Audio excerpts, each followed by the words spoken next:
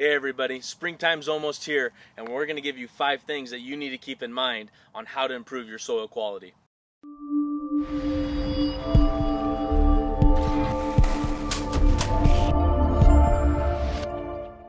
Alright, so when we're talking soil quality, we're going to go real high level here. We're going to go 30,000 foot, and we're going to give you 5 things. What do we need to be looking at to really improve our soil and to make our land work for us? Alright, the first thing you need to do is get a soil test. Number 1 is always get a soil test.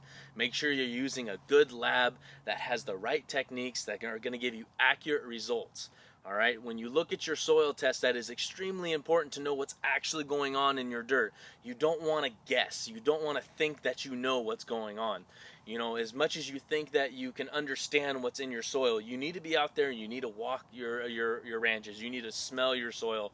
Yes, I said smell your soil. There's a lot that you can learn whenever you start smelling your soil. Smell yours and your neighbors. You know, people give me a weird look and they think, who is this guy? No, it's worth it. Trust me. You'll start to learn a lot whenever you do that.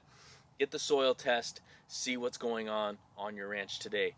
Number 2, stop killing microbes. We've inherited a lot of cultural practices that kill microbes, and you know, then you got the guys who are a little bit obsessed with it, and they, you know, if you step foot out in your orchard, you're going to kill a microbe. Yes, I understand, but we need to start to shift our practices as best we can to help our microbes instead of hinder them. So, you know, stop tilling every 2 weeks. Stop putting copious amounts of sulfuric acid down. You know, put a cover crop down if you can. Don't leave your ground barren up on top. Overwatering, underwatering, all those kill just copious amounts of microbes. Work on that and try and grow your microbes instead of hindering them. All right. Number 3, you got to address your deficiencies and you got to address your excesses.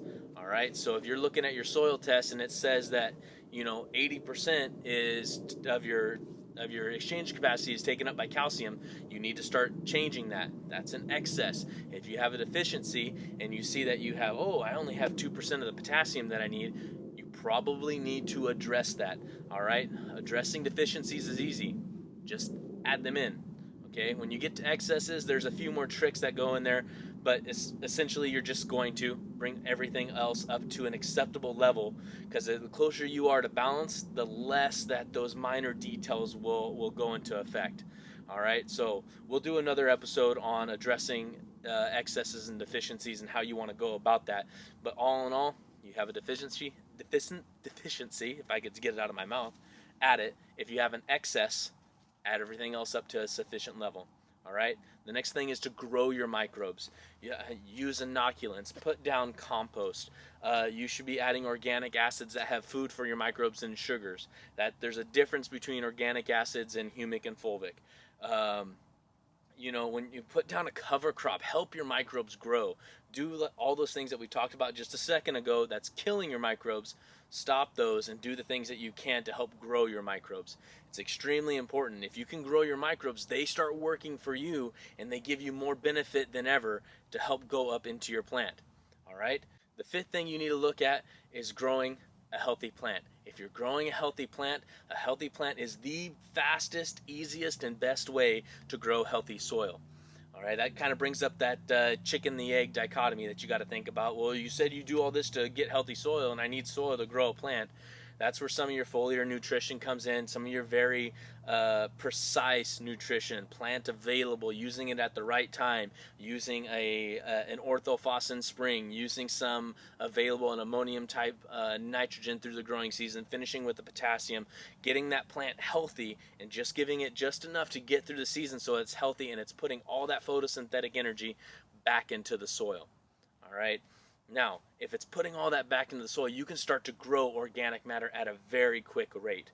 All right, a 1% increase in organic matter can hold 1 inch of rainfall, sequester 20 pounds of nitrogen, and holds 12,000 pounds of carbon. 1% increase in organic matter can do that. That's only possible when you get the whole system working for you. If you can get the whole system working for you, you can accomplish more than you thought in just 1 year's time. I've had a couple places where we've done more than 1% increase in organic matter in just 1 year. So when you take all those things into effect, 5 tips. Get your soil test. Stop killing microbes. Address your excesses and your deficiencies. Grow your microbes and grow a healthy plant. When you do all those things, you're working with Mother Nature and you're going to have great results.